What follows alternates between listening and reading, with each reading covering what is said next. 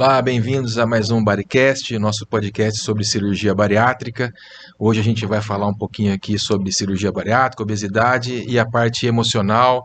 Estamos com duas psicólogas aqui, o Dr. Michel Castilho, que é meu sócio, a doutora Svetlana, psicóloga, a doutora Adriana Leite, psicóloga. Eu sou o Écio Cunha, sou cirurgião bariátrico, o Dr. Michel também é cirurgião bariátrico.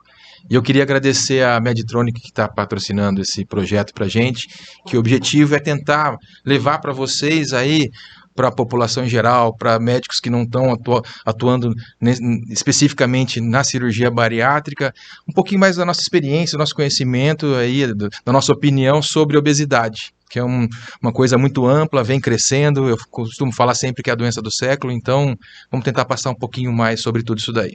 Tá? Obrigado, Medtronic. Vamos começar? Queria começar colocando uma pergunta fácil aqui, né? Se a obesidade é uma doença que não para de crescer, né? Na pandemia, no Brasil, o número de pessoas acima do peso subiu em torno de 11%. Era 53%, foi para 62%. Vocês acham que o aspecto emocional foi o principal fator desse aumento ou é um conjunto de outros fatores?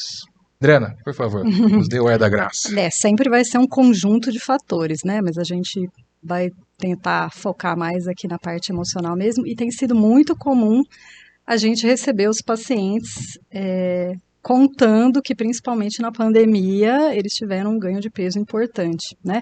Ficaram muito isolados e que acabam procurando a gente numa tentativa aí de tentar reverter um pouco esse ganho de peso ao longo da pandemia.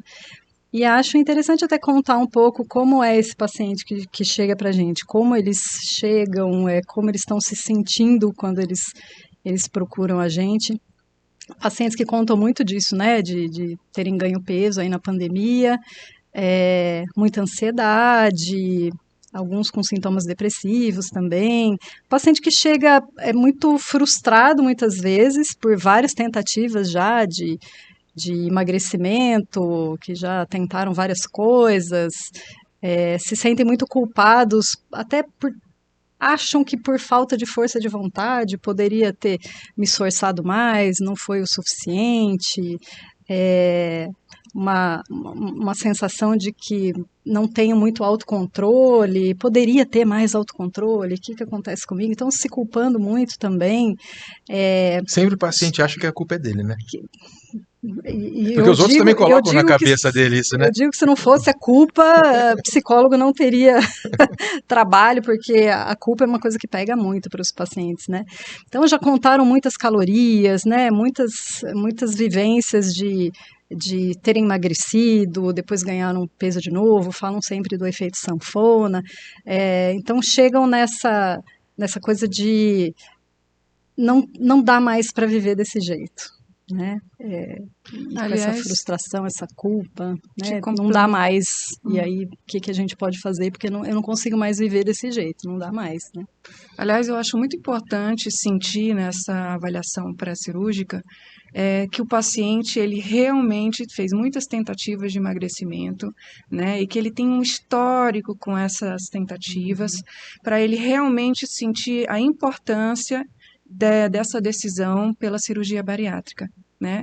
Então, eu sinto que cabe melhor na cabeça do paciente a decisão pela cirurgia quando tem um histórico que justifica, né, toda uma luta contra a obesidade. E eu gosto muito de sentir isso no paciente, ao invés de sentir que ele simplesmente caiu ali de paraquedas com a ideia da cirurgia. E ele chega com uma sensação de que ele não consegue mais... ele não tem mais a capacidade de emagrecer por esforço pessoal. Então, eu preciso de alguma coisa de fora, eu preciso, né, que me ajude. A gente bate muito nessa tecla, né, que o paciente chega com a culpa, mas sem entender que ele está lidando com uma doença e tacando o fracasso, os fracassos dele como só culpa dele. E ele não entende que é uma doença como um todo. Lógico que teve atitudes ali, questões comportamentais que levaram àquilo, mas ele às vezes carrega a culpa do todo só no comportamento dele e não entende que tem a questão metabólica, genética, as outras coisas. Eu falo muito isso para o paciente na consulta. Eu falo o seguinte: não se sinta frustrado e culpado de estar sentado na minha frente falando sobre obesidade e talvez uma cirurgia. E eu falo, você não perde esse peso porque você quer. Gente, quem quer ser obeso? Ninguém quer ser obeso. Se fosse fácil, ninguém era. Mas ele chega, né, como assim, eu vou para a cirurgia porque eu fui um fracassado em todas as outras Exatamente, tentativas, né? é isso aí. Exato. Ele se sente. E aí eu falo assim, eu sei. Aí eu pergunto, mas quantas pessoas conseguem chegar num IMC razoável com dieta e exercício, né? E a gente vai ver que a incidência é baixíssima, menos de 1%. Só que a pessoa entra na internet e fala assim, fulano de tal perdeu 40 quilos e foi correr maratona. Você fala assim, nossa, eu sou uma porcaria mesmo, porque todo mundo consegue, só eu não consigo. Mentira! A grande maioria tem muita dificuldade nessa luta. Não, só ver a estatística do que predomina hoje de obesidade no mundo. Né? E mesmo com assim, os remédios estão melhorando, todo mundo está tendo um conhecimento maior sobre alimentação, está tendo oferta de alimentos mais saudáveis, né? E não para de crescer a incidência de obesidade. Você passou um dado aí do crescente agora, né? Esse dado é uma atualização super recente e ela é temporalmente no mesmo time que a gente teve acréscimo de medicações novas, que tá um must aí, que tá um sucesso aí, todo mundo falando, e mesmo assim a gente teve a ascensão da obesidade na população. E é importante fazer um vínculo com essa pessoa que procura a gente, né? Tanto o vínculo com os cirurgiões, eles precisam sentir uma segurança em vocês, e eu acho que eles sentem isso, eles falam muito isso com a gente. E a gente conseguir fazer esse vínculo para que eles se sintam à vontade, confortáveis, para trazer questões emocionais que às vezes são muito profundas e são importantes, né? E até ajudar na adesão no pós-cirúrgico. Quando o paciente faz um vínculo, né, legal com a gente, acho que isso facilita até da gente conseguir manter esse vínculo depois. E esse é outro modelo que a gente tem aqui diferente, né, Michel? A gente vê isso. É engraçado, agora vou entrar na cirurgia bariátrica, já na preparação. A gente começou a falar de preparação para a cirurgia bariátrica e hoje é obrigatório uma liberação formal de um profissional da área da saúde mental, sejam eles psicólogos ou psiquiatras, para a gente estar liberado para poder fazer uma cirurgia. É engraçado que já faz 20 e tantos anos que a gente faz cirurgia bariátrica e o paciente começa procurando a gente, né, Michel? E quando, na minha modesta opinião, ele deveria ser encaminhado de outros profissionais, como, por exemplo, psicólogos e psiquiatras, né? Existe um caminho para você tratar essa doença sua cirurgicamente. E você já viu isso, Michel? Não Vocês já viram isso? Não. Até assim, em outros países a gente tem a referência do endocrinologista, do clínico, né? De um clínico, a maioria das vezes endocrinologista como referência da equipe. Aqui no Brasil o modelo é o cirurgião como o capitaneando, né, o início do tratamento. Então, eventualmente a gente vê o cardio, gineco, ortopedista às vezes, bem mais raramente, mas a parte da saúde mental, ou mesmo nutricionista. Não, é muito difícil, é impressionante, muito difícil. Ainda é médico centrado. E assim, a equipe multidisciplinar do Brasil ainda. Olha que a bariátrica começou com a equipe multidisciplinar, que eu acho que a preparação é fantástica, né? Eu acho que é fundamental. Eu mesmo hoje não precisa mais de avaliação psicológica. Você opera, Michel? Não, isso a gente bate em várias vezes que a gente vai falar sobre esse tema, em podcast, entrevistas, a gente bate. A questão é multidisciplinar, né? Se a gente não tem a abordagem da maior parte dos fatores envolvidos, a gente está fadado a fracasso, o tratamento é multidisciplinar, né? Vocês sofrem preconceito por trabalhar com cirurgia bariátrica? Eu acredito que um pouco sim, claro. Eu acho que ainda, até porque precisa de uma especificidade, uma especialidade mesmo para trabalhar com isso, né? Então eu vejo meus colegas que não trabalham especificamente com a cirurgia, né, bariátrica, há muita ignorância ainda, muito desconhecimento, né, do que de fato rola, o que de fato acontece com os pacientes, como que eles se viram com a cirurgia, como que eles ficam depois da cirurgia. Então eu sinto que os profissionais têm muito medo, né, ainda, de avaliar um paciente, né, para esse procedimento, mas é isso, é mais por um desconhecimento mesmo. E a gente vê isso aconteceu com o cirurgião também. Quando eu comecei a fazer cirurgia bariátrica, não existia especialidade ainda, o gastro, cirurgião, todo mundo faz uma cirurgia de estômago, eu vou fazer também. E aí começou a ver que o obeso não é um paciente igual aos outros, né? E a gente vê isso, que às vezes o paciente fala, eu posso passar com o meu psicólogo, mas ele tem experiência em cirurgia bariátrica. Por quê? Porque, na verdade, a preparação, depois eu queria que vocês falassem um pouquinho especificamente, estou falando muito até, ela não é se o cara briga com a mulher, se ele tem briga no trabalho, é uma coisa diferente, né?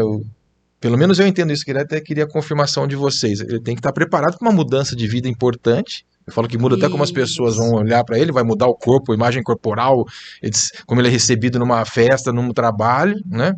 E não são todos os profissionais que têm experiência com isso, né? Eu acho que está mais do que na hora até de ter especialização até da parte da saúde mental em questão de cirurgia bariátrica. O que vocês acham? Sim, sim. E com relação ao preconceito, a gente vê o preconceito até dos próprios familiares, né? Então a gente convida o familiar para estar em um dos atendimentos e a gente percebe que sem o apoio deles a evolução do paciente é muito diferente. E a gente sempre pergunta, né, se a gente pode contar com o apoio da família, e a gente percebe que tem famílias que acham que o paciente deveria tentar de outras maneiras, então a gente tem que fazer um trabalho com a família, até porque a própria família às vezes não entende a indicação da cirurgia, né, e os benefícios que o paciente pode ter. Então, a gente tem que trabalhar a família, principalmente porque a evolução do paciente é outra quando a gente tem uma família presente, que participa, que entende o processo que o paciente vai passar, as mudanças que vão acontecer com ele, porque as mudanças que acontecem com o paciente, de alguma forma, vão ter um impacto na família também. Então, a gente precisa, né, trabalhar a dinâmica familiar muitas vezes, porque a evolução do paciente vai ser impactada por isso também, né? Acho que tanto o paciente como a família, e no caso que a Adri está falando, né, precisam entender o tamanho, né, desse combo, dessa mudança que vai rolar na vida do paciente, né? Então, esse é um papel aí do psicólogo, nesse pré-operatório, justamente para trabalhar isso com o paciente, ele entender que haverá mudanças, né, a grande maioria serão positivas e equiparam, né, uma escolha positiva para o paciente, mas que envolve um conjunto de mudanças que tanto o paciente como a família vão ter que lidar com isso, né? Então, poder preparar o paciente para isso, ele entender o tamanho disso, inclusive a importância do aspecto emocional, né? Nessas transformações todas, é fundamental para deixar o paciente preparado para enfrentar, né, essa decisão importante. Deixa eu pegar um gancho aqui, antes da gente continuar da questão da cirurgia bariátrica. Um pouquinho a gente estava conversando antes aqui de começar o podcast. Como as pessoas buscam vocês para ajuda nos processos de emagrecimento ou só para cirurgia, ou no geral, se vai dar estatística específica assim do consultório, mas no geral, como é que é isso? Boa. Ainda tem gente buscando ainda, não? Como é que... Tem, bem menos do que a cirurgia bariátrica, mas algumas pessoas ainda, eu quero tentar mais alguma coisa antes de partir para a cirurgia, por E é exemplo. busca espontânea ou foi encaminhada? E normalmente quem encaminha quando encaminha? Normalmente nutricionistas ou é busca espontânea mesmo, mas passou por algum outro profissional, normalmente nutricionista, porque aí a nutricionista sugere, acho que seria legal ter um acompanhamento com psicólogo também, né? Hoje a gente entende a obesidade como uma, né, multifatorial, a gente entende que não tem só as questões clínicas, mas tem as nutricionais, as comportamentais, as emocionais, então normalmente o próprio nutricionista encaminha para o acompanhamento com psicólogo, né, para esse acompanhamento, mas é bem menos do que a bariátrica. Sem dúvida, sem dúvida. Mas eu tenho percebido um aumento, Michel, assim, de uma forma geral, né? Do paciente entender a importância da sua subjetividade, da sua condição psíquica, tanto para o emagrecimento, né, com cirurgia ou sem cirurgia. Então, inclusive, eu estava até comentando com o Écio, né? Às vezes ainda é um desafio que o paciente faça o acompanhamento pós-cirúrgico com o psicólogo da forma mais correta, ainda. Mas eu sinto que muitos pacientes, houve um aumento da procura do paciente pela psicoterapia. Antes da cirurgia, depois da cirurgia, e às vezes ainda numa intenção, como a Adri falou, de fazer uma tentativa de, olha, antes de fazer a cirurgia, eu quero fazer um pouco de terapia para ver se eu saco como que eu funciono, qual é a minha relação com a ingestão do alimento Que bom que a gente tem cuidar. profissionais que ainda tem Sim, esse essa gestalt visão de sugerir. falar, ó, né, vamos trabalhar isso aqui também, né? Que bom que a gente tem gente que trabalha nisso. E dando um feedback para vocês do que vocês estavam comentando, assim, eu reparo que pacientes que vêm já num trabalho prévio, antes de tomar a decisão de ir para a cirurgia, mas que já vêm com psicoterapia, com acompanhamento prévio, eles são pacientes que performam muito melhor no pós-operatório. Claro, Eles vão muito mais tranquilos. E De aderência ao tratamento mesmo. Porque ele passa a não esperar somente do procedimento cirúrgico a solução do problema dele. Ele se implica, ele se tira a cirurgia como muleta, responsabiliza. né? Exatamente. Né? ele quer se entender, ele quer se observar. Isso Os- tem mudado bastante. Eu acho que os atendimentos que a gente faz no pré serve muito para esse autoconhecimento, que eu acho que é importante. Muitos pacientes chegam lá e quando eles vão para o segundo atendimento, por exemplo, eles falam, nossa, eu fiquei pensando naquela pergunta que você me fez, eu nunca tinha parado para pensar sobre isso, e aí agora eu presto mais atenção. Então, o paciente fica mais consciente, né, de como ele age, de como ele está se sentindo, de tudo que ele já viveu. Então, acho que tem esse ponto dele minimamente começar a se conhecer a partir do primeiro atendimento ali e ao longo depois do pós, mas acho que essa parte do autoconhecimento é muito interessante para o paciente, né? Dele já começar a pensar sobre ele mesmo, descobrir algumas coisas, já ter alguns insights que ele nunca tinha parado para pensar e que ele já começa a pensar a partir dali. E aí ele vai se conhecendo mais. É bem interessante, né? E acho que o psicólogo ele tenta já deixar uma pulguinha atrás da orelha do paciente, exatamente, né? Para ele passar a se observar, né, sobre esse aspecto emocional quando ele não traz isso, né, nas consultas. Mas é o que eu tenho dito, muitos pacientes já estão vindo com uma cabeça muito mais bem informada e antenada em relação à questão emocional. É isso que a gente vê, né? O paciente está se preparando, mas até com a gente, né, Michel? Quando ele chega, ele já estudou, já viu.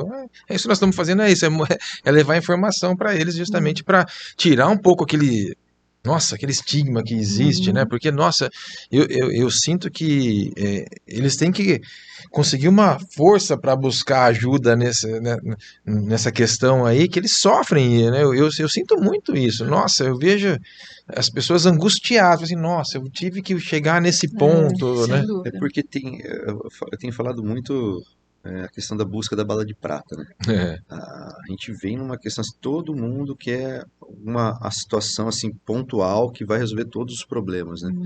E na obesidade o cara vai tentando buscar uma série de balas de prata, não acha, ele vem com uma série de frustrações quando ele vem para esse tratamento, né?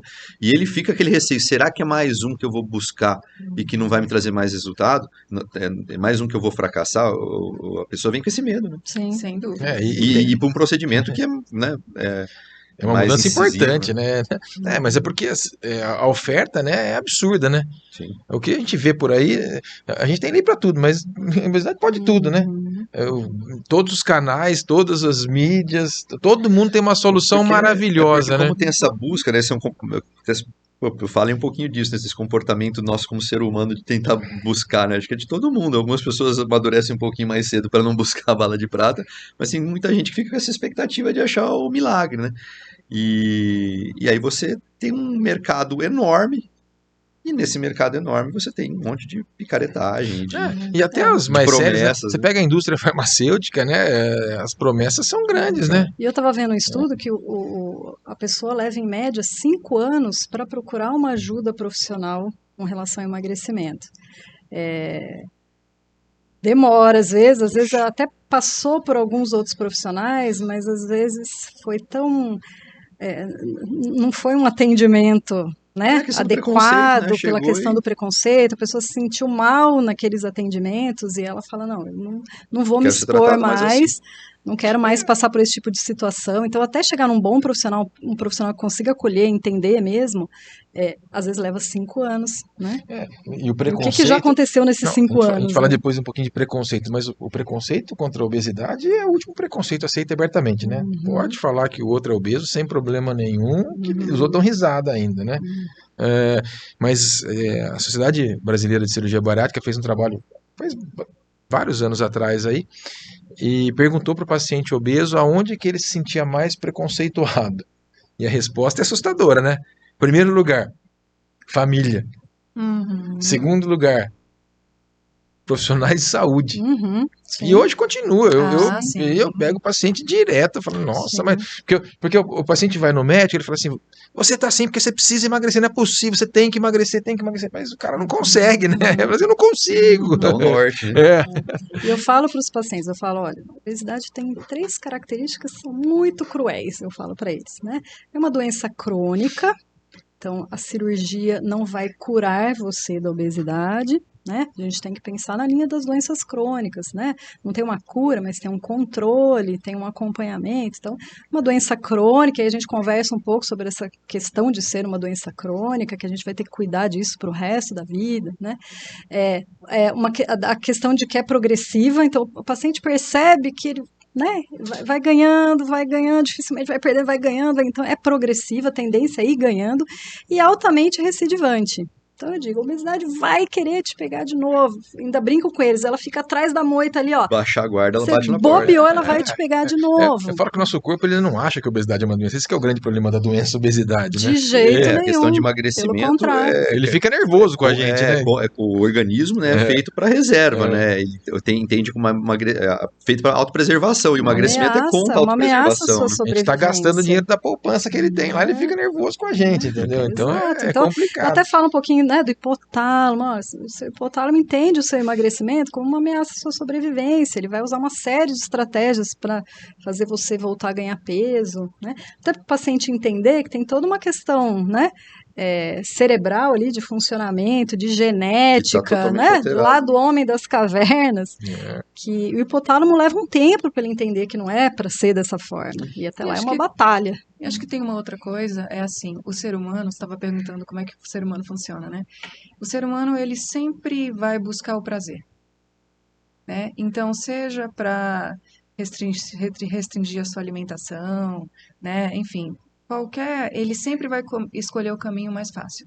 Nós escolhemos inconscientemente, né? Inconscientemente. Isso, exatamente. O que a gente faz na vida real é que se a gente viver só do prazer, a coisa não vai funcionar. Na vida hedonista, exatamente. O preço vai ser alto. O preço vai ser alto. Então, a gente passa a fazer escolhas, né? Enfim. E vocês acham que o acompanhamento emocional tem que ser a vida inteira também depois? Como uma doença crônica, por exemplo. Eu falo para os pacientes assim, quem tem diabetes tem que ir no médico quanto tempo? A vida inteira. Tem que tomar remédio quando? A vida inteira. Né? Ou vocês acham que tem períodos como se fosse uma depressão, assim, que dá para eu acho que não necessariamente para o resto da vida. Acho que vai ter momentos em que isso vai ser mais importante, momentos em que isso vai ser essencial, né? Mas eu sempre oriento o paciente que a gente tem que ficar atento para o resto da vida mesmo, né? A proposta até de acompanhamento é que pelo menos uma vez por ano depois, faça com um endócrino, com um psicólogo, com um nutricionista, mas acho que isso vai depender se o paciente já está num processo de psicoterapia, por exemplo. Eu fico muito mais tranquila quando eu sei que o paciente já está em psicoterapia, né? Mas eu acho que vai ter momentos em que o acompanhamento emocional vai ser mais importante, sim. O próprio paciente, às vezes, ele sente quando que isso é mais necessário. Essa questão da revisão anual é interessante, porque é uma forma de você peneirar, né? De você acompanhar. Até porque acho que a gente tem que tratar, né, a expectativa, que eu queria que vocês falassem um pouquinho da expectativa que o paciente tem depois da cirurgia bariátrica, né?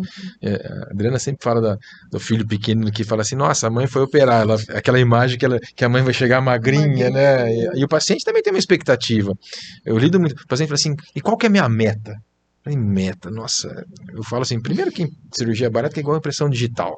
Uma é diferente da outra, é muito difícil, cada um vai se comportar de uma maneira, tem vários aspectos, tem aspectos de cirurgia, metabólico, ambiental, familiar, cultural, né? Então, eu queria que vocês falassem um pouquinho como vocês lidam com a expectativa realista assim, do paciente depois da cirurgia. Eu gosto muito de checar com o paciente desde o início se ele está com o pé no chão, né? Então, se ele consegue esperar da cirurgia o que de fato ela consegue oferecer e entender, como a gente está falando aqui, toda a parte responsável do paciente, né, nesse combo para fazer a cirurgia funcionar, no sentido de conseguir manter o resultado da cirurgia, né?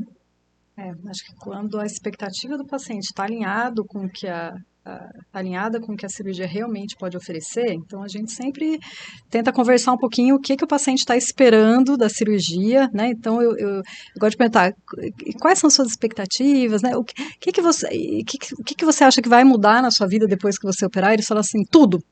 É sempre essa a resposta. Eles falam assim, tudo. Tá, mas o que você acha que fica diferente na sua vida se você estiver mais magro? Aí eles param para pensar um pouco mais, e aí a gente tenta aprofundar, né, quais são as fantasias até que eles têm com relação ao emagrecimento e tudo que eles esperam que a partir do momento que eu tô mais magro, né? Porque magro também tem problema, né? Exato. Não Então, é? assim, não é legal sentir que o paciente, né, acha que emagrecendo ele vai resolver problemas do seu relacionamento afetivo, do seu trabalho, questões muito específicas da vida, né? Não é bem assim. A gente sempre fala, né? Magro também perde emprego, magro também se separa, tem falecimentos, Tem né, boleto ao pra longo do pagar. caminho, né? Então, mesmo você estando magro, algumas coisas vão continuar continua batendo lá na sua porta, as contas continuam chegando. E aí entra também um pouquinho da imagem corporal, né? Que isso aí as mulheres mais jovens não é trabalho, né? Porque Imagem corporal. a cirurgia às vezes tem uma perda de peso mais rápida e o paciente não vê o corpo novo e tem dificuldade de aceitar. Até alguns pacientes aí até sempre acham que estão obesos, né? Acho que vão surgir até algumas doenças emocionais aí pós-bariátrica aí por causa dessa questão de imagem corporal e entre outras, até de alimentação aí, né? Quando a gente colocava anel nas cirurgias era um pouco pior. Agora melhorou um pouquinho porque a qualidade alimentar melhorou bastante, né? Como que vocês tratam essa questão do paciente ver a imagem corporal? Porque parece que demora um pouquinho para o paciente entender que ele está perdendo peso quando ele olha no espelho, né? Eu falo para eles que o emagrecimento é tão rápido que o cérebro não consegue acompanhar toda essa velocidade. Então, tem até o que a gente chama de gordura fantasma. Do mesmo jeito que tem o membro fantasma, né? Uma amputação e a pessoa continua sentindo aquele membro, mesmo membro não estando mais ali. Tem o que a gente chama de gordura fantasma. Então, a pessoa já emagreceu, mas ela se olha no espelho e ela continua achando que ela está acima do peso, ela ainda não consegue se enxergar mais magra, né? E aí precisa mesmo de um tempo, inclusive o próprio exercício físico ajuda no maior consciência corporal, tem mudança de esquema corporal também, tem estudos que mostram que o paciente cai mais, tropeça mais, porque ele mudou um pouco ali, né, a questão do equilíbrio, ele estava acostumado a colocar determinada força para fazer as coisas, e mais magro, tudo isso fica diferente, então, consciência corporal precisa mudar também. Alguns pacientes vão ter uma certa, existe a insatisfação corporal, né, que qualquer pessoa pode ter, assim, eu acho que meu nariz é grande, é uma insatisfação corporal. Alguns pacientes podem ter uma distorção de imagem corporal, que aí já tem uma complexidade maior, tá? Ele entende que ele tem alguma parte do corpo dele ali que está fora do padrão e que ele precisa mudar isso e que ele precisa fazer isso através de procedimentos estéticos, que ele precisa de cirurgia plástica, porque ele precisa se encaixar no padrão, ele se sente muito incomodado com aquilo, ele acha que as outras pessoas também têm a mesma percepção que ele. Então, ele tem um autocuidado enorme, ele está sempre se olhando, ele está sempre se medindo, ele está sempre preocupado com a aparência. Ele vai procurar o cirurgião plástico, então tem estudo que fala que 57% dos pacientes que vão para a cirurgia plástica, na verdade, tem o que a gente chama lá de um transtorno dismórfico corporal, né? Ele tem essa alteração de percepção, a imagem corporal chega distorcida no cérebro. Isso geral, não relacionado à bariátrica. Isso outras pessoas, né, também vão desenvolver isso. Na cirurgia bariátrica, eu não tenho visto muito isso, assim, na clínica, eu não sei se esses pacientes acabam indo para o cirurgião plástico e não vão para a saúde mental, porque isso é super comum, e eles vão mais para a cirurgia plástica do que procurar a saúde mental, né? Então, para a gente, eles acabam talvez não chegando, mas também não tenho visto isso na clínica, não. Não é coisa que eu vejo.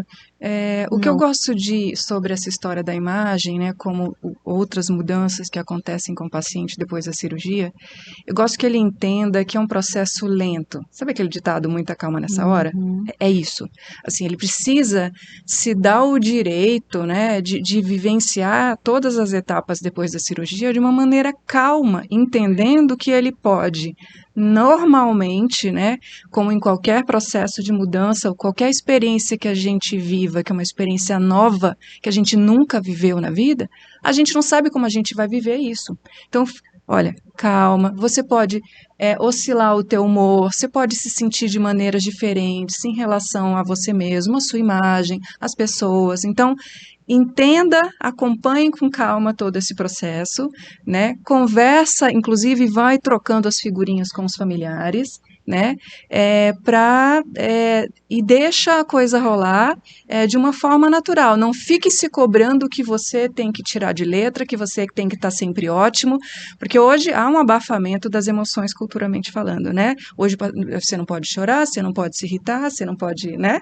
Então eu falo, olha, tudo isso é normal, desde que essas emoções oscilem, desde que com o tempo você consiga se reorganizar a cada etapa, tá tudo bem. Vamos conversando no pós-cirúrgico. Entender que é uma fase de mudança e de aprendizagem. Total. Então, eu deixo isso muito claro desde o início. Eu sinto muito isso também. Hoje as pessoas, elas querem saber exatamente o que vai acontecer. É muito difícil a gente falar isso. Eu falo, uma previsibilidade, né? Porque senão aquilo angustia. No primeiro mês eu vou perder quantos quilos e eu vou até quando, depois que eu vou ganhar peso. E assim, a gente não consegue fazer isso na medicina, né? Na saúde como um todo. Eu falo, ó, medicina 2 meses não dá 4. Pergunta de primeira consulta, né? Eu vou precisar de cirurgia plástica depois? Na primeira consulta. Você não sabe quanto vai perder, mas será que eu vou precisar disso? E eu, você vai ser o braço ou sua barriga? Sem saber como que ele vai se sentir, como de fato o corpo vai ficar, né? E vocês percebem a ansiedade do terceiro mês? Eu já brinco com os pacientes que eu falo da ansiedade do terceiro mês. Eles chegam mais ou menos terceiro, quarto mês. Não estou perdendo peso. Já dei um nome até, a ansiedade do terceiro, quarto mês. Eu falo, lembra, né, que é um processo. É porque perde muito no começo, né, Adri? Aí eles ficam nervosos. E é uma decrescente, exato. É um comparativo interessante, porque você vai olhar nas redes sociais, na internet, o que chama atenção? Perdeu 50, 60 quilos. Aí fala do número absoluto, mas as pessoas não entendem o relativismo. Relativizar. Que é em cima da altura. Só que vamos colocar a altura do peso, né? A média da população. A base, né, do peso. Mas vamos colocar a média da população que a gente opera, da nossa população. Pô, a maioria abaixo de 1,70 m. A maioria é abaixo de 1,70 m. Né? Aí você pega uma pessoa de 1,56 m, ela não vai perder 40 quilos durante todo o processo, salvo se for, né, uma super obesidade, mas no geral ela não vai atingir os 40 quilos porque não é pertinente para a altura, relação peso-altura dela. Tem essa... E o terceiro mês tem outra questão ainda, que o pessoal compara muito a cirurgia bariátrica de hoje com a mesma cirurgia que a gente fazia 20 anos atrás. Que a gente está aprendendo também, né? Gente, o paciente ficava 30 dias só com líquido coado. Ele desmilinguia no começo, né? Então, a perda de peso, e perdia tudo, perdia água, perdia músculo, perdia gordura, perdia o que tinha e... né? E se compara, hoje nós melhoramos muito, poxa, a alimentação está muito mais rápida, hoje a gente tem suplementação para tudo, bom, consegue trabalhar muito a sustentação de massa muscular, proteína, aminoácidos, gente, hoje dá para fazer tudo, naquela época não tinha. A gente não passava proteína para os nossos pacientes quando nós começamos. Você pegou isso aí, pô. Entendeu? Mas tem um imediatismo também. Então, né? eles comparam, mas fulano operou e perdeu. Já escutei 30 quilos no primeiro mês, assim, coitado dele. Sem considerar o impacto na saúde nesse processo, né? Mas a questão é o número que chama atenção. Então, hoje a perda é um pouquinho mais lenta, é mais suave, até, que é muito mais saudável, pelo amor de Deus, né? E a perda de peso da cirurgia bariátrica vai um ano e 2 meses aí. Né? Eu falo, lembra, 1 ano e 2 meses. E tem os platôs também, né? Que dão desespero neles, né? Que eles também parou de emagrecer. A perda não é linear, ela às vezes perde bastante, daqui a pouco ele fica 2 semanas, não perde 1 quilo. Assim, pronto, minha cirurgia parou, agora acabou comigo. Ou quando o paciente intensifica a atividade física e começa a ganhar mais massa magra, que é mais pesada, ele também sente que a balança parou também. E fica tenso. Eu quero gerar um pouquinho de polêmica aqui na nossa conversa. Vamos voltar aqui nessa fase de preparo, queria saber como é que vocês fazem, se vocês colocam algum protocolo de preparo. Eu conheço a forma de trabalho de vocês, mas eu queria que colocasse para o público geral, e depois a gente vai explanar um pouquinho por que a polêmica. Como você, como é que você, se você recebe paciente, você vai fazer X consultas, não? Como é que é o teu protocolo de avaliação para você fazer uma liberação para a cirurgia? Olha, eu acho que eu fui construindo isso ao longo do tempo, né? Eu fui amadurecendo a minha forma de trabalhar. Como eu tenho uma abordagem psicanalítica, é claro que o meu jeito, tudo o que eu faço tem a ver com isso, né? Então, eu geralmente faço esse processo com 2 consultas, tá? Uma somente com o paciente, o outro processo, a segunda consulta, eu, paciente e alguém da família, um familiar de primeiro grau. E aí, o que eu preciso sentir desse paciente, se ele está tranquilo com essa decisão da cirurgia, se ele está num momento da vida dele em que ele consegue lidar com o desafio de um pós-cirúrgico, ou seja, ele não está mudando de cidade, se separando ou perdeu a mãe ontem. Então, eu gosto de entender que ele está num momento calmo, possivelmente, e principalmente que ele tem uma estrutura psicológica que possa lidar com esse tipo de mudança. A grande maioria dos pacientes, né, tem condição, sim, e tem indicação de cirurgia bariátrica, tem condições de lidar com isso, a grande maioria dos pacientes, mesmo os pacientes que têm algum transtorno emocional. O que eu evito é exatamente um momento de crise ou um quadro psicológico em que o paciente ele é extremamente instável, que aí fica muito difícil dele conseguir se cuidar depois do pós-cirúrgico. Basicamente isso. Você, Adri? Mas é por aí mesmo. Por aí mesmo. Paciente que consiga entender as mudanças que vão acontecer depois, né, que consiga dar conta de se responsabilizar por todo o processo, que tenha minimamente um grau de maturidade, inclusive, acho que você tem que ter um certo grau de maturidade também para entender o processo, para se responsabilizar por ele. Outra coisa, desculpa te interromper, para complementar a resposta, a questão, assim, e o ponto principal, esse paciente, ele está entendendo que tem e pode ter um fator emocional ligado à obesidade dele e que ele vai precisar desse emocional também para lidar com a cirurgia, isso é fundamental para poder fazer esse pré. Bom, só para a gente deixar, né, alinhados, vocês entendem que em torno, a avaliação que elas fazem, de 1 a 3 consultas, né? Pelo menos 2. Pelo menos 2 consultas, mas tem princípios, né, da prática clínica delas que norteiam essa avaliação, né, para fazer, e eventualmente a necessidade de um acompanhamento ou de outras avaliações. Mas a base é essa. Mas por que eu levantei isso, né? Já sei.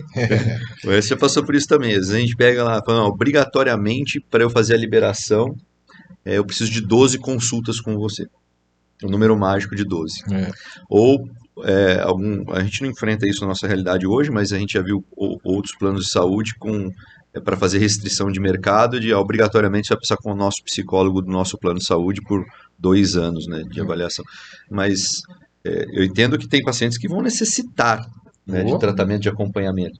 Mas vai colocar todo mundo no mesmo balaio, né? Esse é o problema. Então, eu queria, uma pergunta, eu instiguei isso para passar para o público para entender como é que é o processo. Tem princípios para essa avaliação, né? E não um número mágico de precisa fazer tantas sessões. Eu entendi a polêmica, é que na verdade, assim, aí é uma forma como eu penso, né? Muitos profissionais, os psicólogos, eles têm muito medo de liberar o paciente para uma cirurgia, né? Sendo que o aspecto emocional não foi trabalhado o suficiente, enfim. Eu desconfio dessa forma de pensar, porque, na verdade, como o processo psicoterapêutico, por exemplo, ele é um processo subjetivo e precisa muito do desejo do paciente para que isso aconteça, ninguém faz psicoterapia obrigado. Então, não adianta obrigar esse paciente a fazer 2 sessões, 12 sessões ou, né, enfim, 3 meses de terapia, obrigado, para eu dizer que esse paciente está em condições emocionais de lidar com a cirurgia. Isso não é uma verdade. Eu prefiro trabalhar o vínculo com esse paciente, orientá-lo da melhor forma sobre o aspecto emocional, né, claro, quando há uma indicação clara ou até uma contraindicação em relação à cirurgia a gente faz, mas eu prefiro esse cara vinculado, né, e entendendo as coisas para que ele possa optar pela psicoterapia ou pelo acompanhamento de uma forma mais tranquila e responsabilizada sobre isso. Legal. Uma pergunta.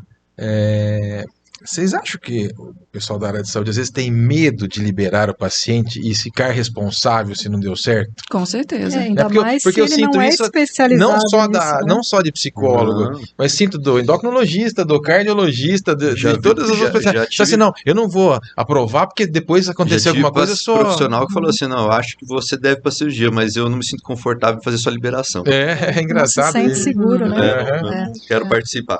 Isso. Talvez até porque daquela ansiedade de todo Insegurança. mundo hoje. Não, e todo mundo hoje que quer como que vai ser. Gente, Mas aí o que a gente difícil, comentou né? na área de vocês, que a gente estava conversando sobre a importância e da peculiaridade de você se especializar no atendimento do paciente obeso e do paciente que vai submeter, E às ou que vezes, foi submetido a e cirurgia às vezes bariátrica. eu recebo paciente que veio encaminhado de psicólogos que não se sentem seguros mesmo para fazer essa avaliação, e até acho interessante que seja assim, né? Então Bacana. encaminha para alguém que tenha bacana. que tem mais experiência em cirurgia bariátrica. Então isso acontece Mas é que tem mesmo. uns que ficam tão na defensiva assim, não. Mas isso é de um profissionalismo, uma sobriedade fantástica, né? Exato. Claro, não, Já claro, recebi com certeza. várias vezes nessa situação. Achei adequado, né? Falar um pouquinho. Arrependimento. O pessoal fala muito de dia do arrependimento. Acho que está acabando isso aí. Agora está melhorando bastante. Nós estamos melhorando um pouquinho estão aí. mais preparados. Eu acho que nós estamos preparando melhor. Muito mais. Vocês acham que cabe falar ainda? Porque se falava muito antigamente. Hoje já existe ainda ou não? Quando eles voltam comigo no pós, eu até pergunto, né? E eles, a grande maioria, vou dizer que 99%, eles falam assim, não, eu só me arrependo de não ter feito antes. É que melhorou, né? Como eu falei, é interessante falar, porque no começo eu via muito isso. Daí, antigamente, quando a gente fazia, ficava 30 dias só com líquido, aquele anel, aquele horror. Então eu escutava muito. E de alguns anos pra cá a gente vem melhorando. Acho que nós estamos melhorando a cirurgia, né? Acho que estamos... Sim, porque eu Os continuo pacientes- perguntando, mas Eles têm vindo mais, né, mais bem tranquilos, informados. né? O que eu aviso para o paciente, né, é que pode ser que às vezes lá no momento o cara acabou de sair da cirurgia, ele está lá no ambiente hospitalar que é estranho para ele está com muita ansiedade de entender, ai meu Deus, e agora como que vai ser minha vida? E aí no momento da primeira alimentação, ou se ele estiver com algum incômodo físico naquele momento, essa soma de coisas pode dar uma desestabilizada nele apenas naquele momento, mas coisas mas que eles não se têm diluem falado, não, é engraçado. rapidamente. às vezes é um dia, Porque a internação ficou mais rápida, a alimentação introduzida Evolução, mudou. Então acho que isso melhorou. Sim. Vou entrar em dois assuntos polêmicos, então. Bora. Troca de compulsão, que o pessoal fala pra caramba, que obrigatoriamente vai trocar, não é possível. Né? E álcool. Vamos colocar algum Começa com a troca de compulsão. troca de compulsão. E vai para a cirurgia com um quadro de compulsão? Como é que é? Então, Como é que é essa... dependendo do grau, o tanto que isso pode trazer de prejuízo para o paciente, eu prefiro que ele esteja num processo de terapia primeiro, de acompanhamento, para, como a Lana disse, ele estar num momento tranquilo para ir para a cirurgia, né? Então, acho que qualquer tipo de compulsão é interessante que isso já seja trabalhado antes de ir para a cirurgia, para estabilizar um pouquinho aí essa situação. De tudo que eu tenho estudado ao longo do tempo, o que eu vejo muito é que assim, não existe um embasamento científico, assim, não existem trabalhos consistentes, robustos para a gente dizer que tem troca de compulsão. Não é o que eu tenho visto também na clínica. De novo, ou são pacientes que não aparecem, que estão por aí e que às vezes até por um desconforto, às vezes até por vergonha de procurar, eles acabam não procurando. Mas não é o que eu tenho visto, né?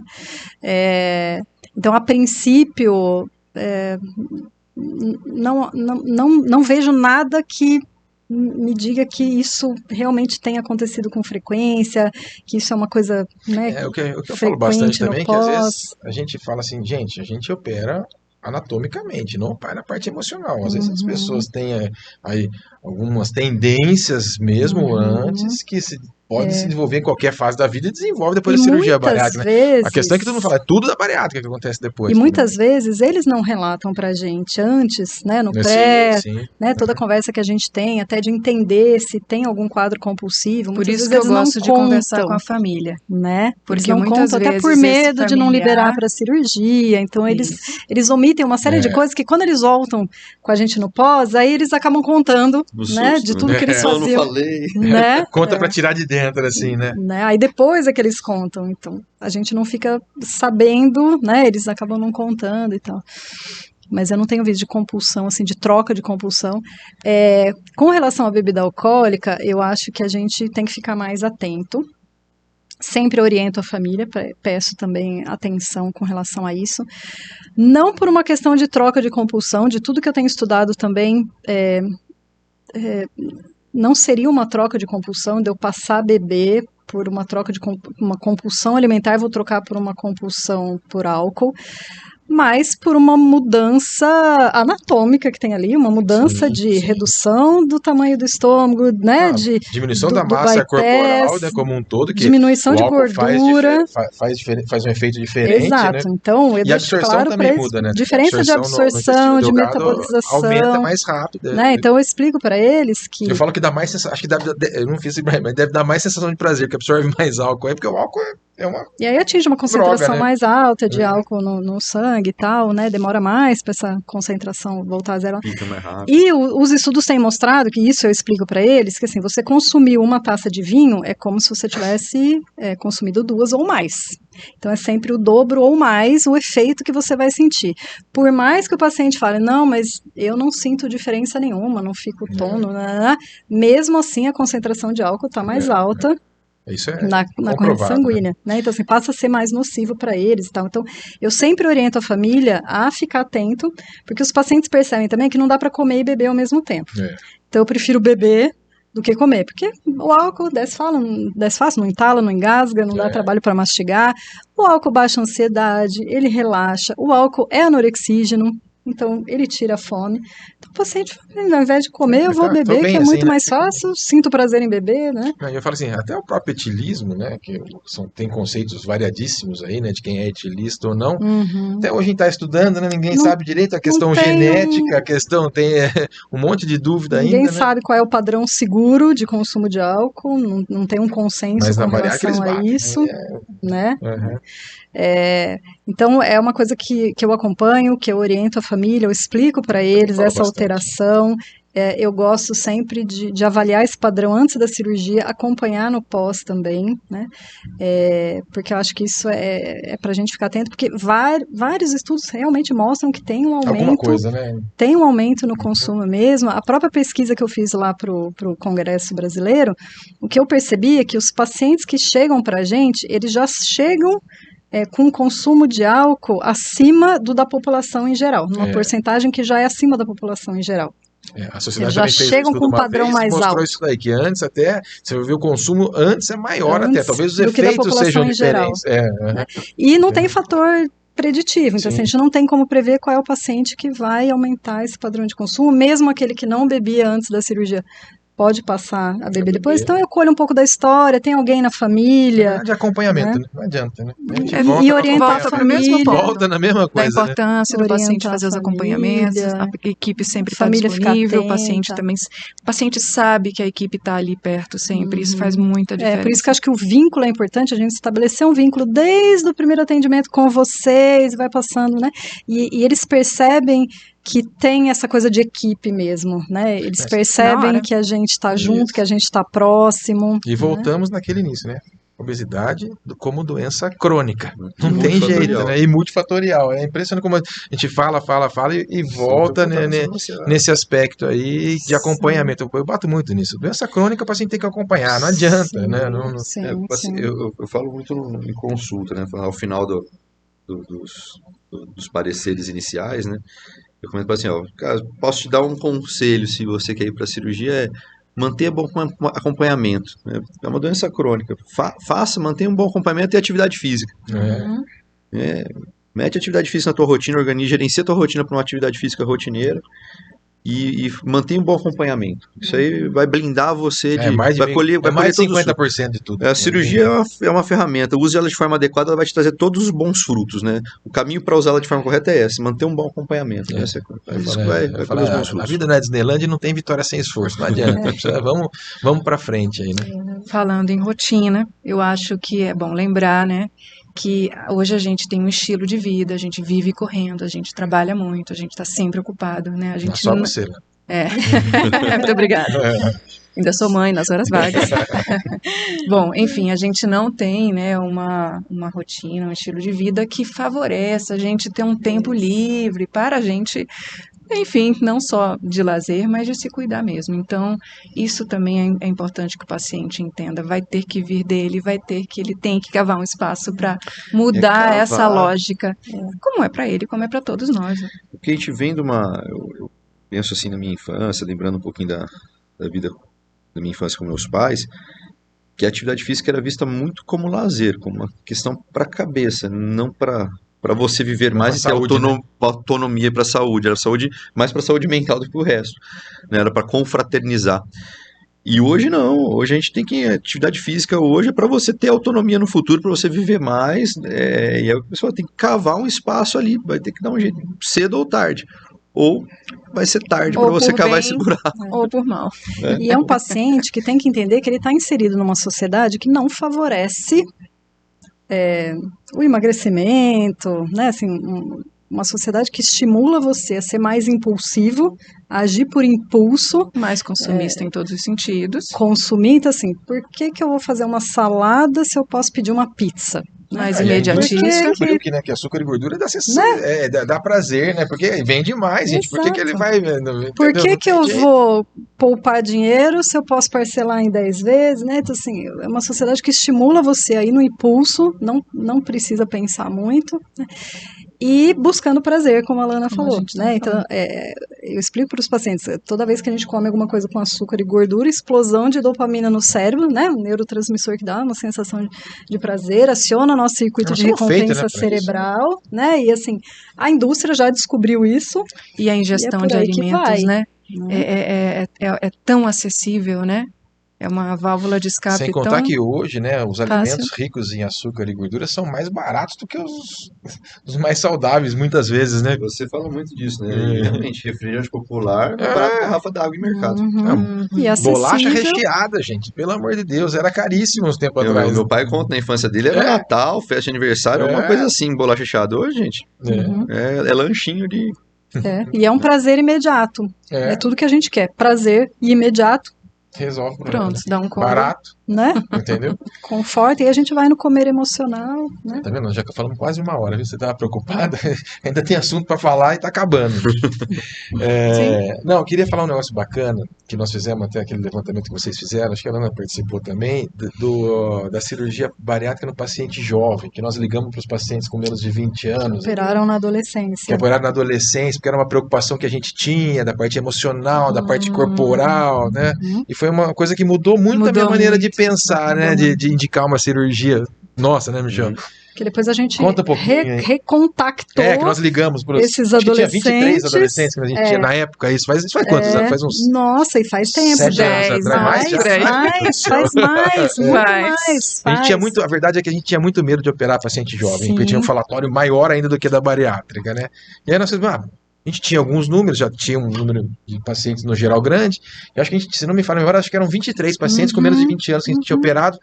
Aí eu vou ligar para todos, vou ligar para ver como que eles estão hoje, tal, e mesmo quem não acompanhava, nós ligamos, né? Conta um pouquinho aí. Todos ótimos, né? 100%. Quantos por cento falaram que a vida estava melhor? 100% que melhoraram, e emocionalmente, de qualidade de vida, estáveis emocionalmente também, então... Isso aí é uma outra coisa interessante, porque entra muito naquele estigma de bullying, de obesidade, né? De adolescente que está numa fase super importante da vida, né? E a gente tinha muito receio de falar, nossa, mas... Introdução no mercado de trabalho, tem tudo. Sim. E na adolescência, eles estão numa fase em que é festa. E o preparo emocional é diferente do adolescente ou não? Sim, porque eles têm características muito específicas, né? Só o fato deles estarem na adolescência, a gente já tem que levar uma série de questões aí em E a consideração. adolescência de hoje é muito diferente da nossa adolescência, né? Também tem essa, né? Tem a impulsividade, eles são mais impulsivos. Acesso, né? Internet, né? Então a gente tem um cuidado lá especial quando são adolescentes, o preparo com a família também, o contato com a família, mais ainda mais a família fica mais importante. Exato. Você acha que os pacientes procuram alguma coisa em relação à parte emocional de preparação ou acompanhamento da bariátrica na internet antes de passar com vocês, que nem fazem com a gente? Não sei dizer. Você entendeu? Porque com a gente hoje, assim, a gente né? vê muito. Você sabe as técnicas. Hoje a gente tem que discutir técnica com o paciente. Quando nós vamos fazer isso, qual que faz, que é outra.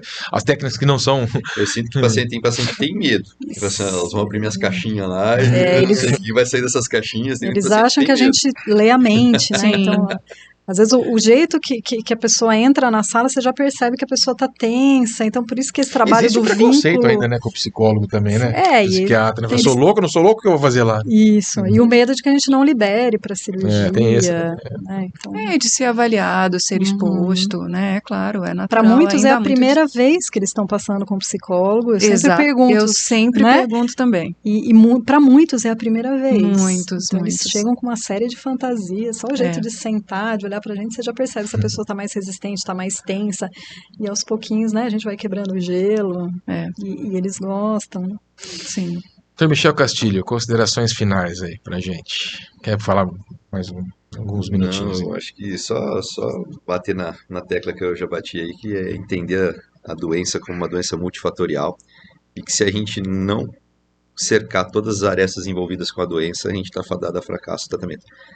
Tem um caminho com bom resultado, tem uma luz no fim do túnel, tem que fazer do jeito certo. E fazendo do jeito certo é o que a gente conversou aqui, as trocas de experiências que a gente teve aqui durante essa hora, né, que tem muita coisa bacana para vir pela frente, mas fazer do jeito certo, né, é o conselho que eu dou quando eu vou falar com meus pacientes, cara, faz do jeito certo, tem dois caminhos, vai pro jeito certo, né, dá um pouquinho de trabalho, mas as coisas se sedimentam e você vai colher muitos bons frutos disso, né, faz do jeito certo, boa avaliação, boa indicação, vai colher bons frutos, né. Adriana, terminar com... Eu gosto desse lado do autoconhecimento que eu acho que a cirurgia bariátrica e todo esse processo pode trazer. Acho que traz muitos benefícios para a pessoa esse autoconhecimento, o tanto que ela amadurece nesse processo, que ela tem a oportunidade de se conhecer, de fazer melhores escolhas, e quando faz melhores escolhas, né? Eu acho que a gente tem uma qualidade de vida melhor também. Então, eu acho que até eles falo podem isso se para o paciente. bastante. Eu falo assim, às vezes o paciente, eu não sei o que eu faço, você vai fazer o seguinte, faz um preparo, passa com os profissionais, sem compromisso, e veja se é o caminho que você quer. Eu tenho certeza que você vai trazer benefício para a sua vida, essa conversa, esse olhar diferente, né? Então, olha o olhar do psicólogo, olha o olhar do nutricionista, olha o olhar do... Nada melhor do que se banhar de conhecimento para tomar uma boa decisão, para a direita ou para a esquerda. Com certeza vai trazer ganho para o paciente. Sim. Eu só queria reforçar o meu contentamento em relação a perceber o aumento importante de pacientes que já chegam fazendo psicoterapia com outros terapeutas e vão fazer avaliação pré-cirúrgica com a gente, ou que já na avaliação pré-cirúrgica estão buscando junto com isso uma psicoterapia. Eu acho que houve uma mudança enorme. Eu trabalho com isso há 15 anos, né? Eu vi uma mudança enorme na forma do paciente entender o aspecto emocional finalmente, né, na sua questão da obesidade e tudo mais. Muito bom. Queria agradecer, um prazer. Falei que é uma conversa que a gente começa a falar e não para mais, né? É muito bom, a gente já tem anos aí de convivência, isso ajuda muito, e sempre tem coisa nova, sempre alguém traz coisa nova, né? O quanto eu já aprendi com a Adriana, com a Zetilana, com o Michel, quando a gente trabalha em equipe e multidisciplinar, acho que todos ganham, né? As nossas aulas, a gente faz coisas que a gente não imagina, alguns trabalhos diferentes que a gente não está no dia a dia da medicina, e daqui a pouco vem uma pessoa que tem um olhar diferente e a gente vai aprendendo. Isso é muito bom, cara, e espero que a gente possa ter passado um pouquinho para a turma aí. Então, agradeço a todos a presença. Muito obrigada pelo convite. Mais um Bodycast, e agradeço de novo a Medtronic pelo apoio aí.